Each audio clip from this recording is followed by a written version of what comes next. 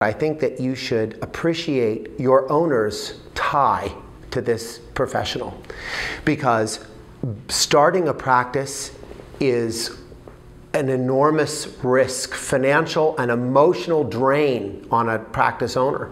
And so you find this person, however imperfect, that hangs out with you through the ups and downs, and after 14 years, I mean, that person is like family.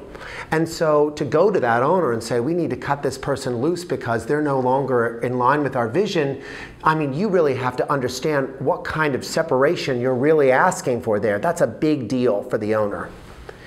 The second thing is that I think it's very important that you hear out that technician's concerns. They've got 14 years of experience watching that practice owner start to change things, maybe waffle on that, maybe fail, and maybe they've had to pick up all the pieces from those many attempts. So there's a likelihood that they've got good reason to be as stuck in the mud as they are. So I would hear that out. And then I would, after I heard all that, I would make my case for change. The owner, however committed he is to this individual, is probably also committed to the need. Still, it would be nice if things did change and so did buy in. And I think that I would get them to articulate that or see the value in that.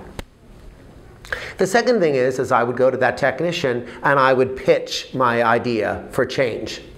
And the last thing that I would say to everybody involved is I would say, look, there are days when I don't want to change, when you don't want to change, or whomever doesn't want to change, right? But we still drag ourselves out of bed. We still push ourselves to do the things that we don't want to do because we're dedicated to our mission, this reason that we opened up the practice to begin with.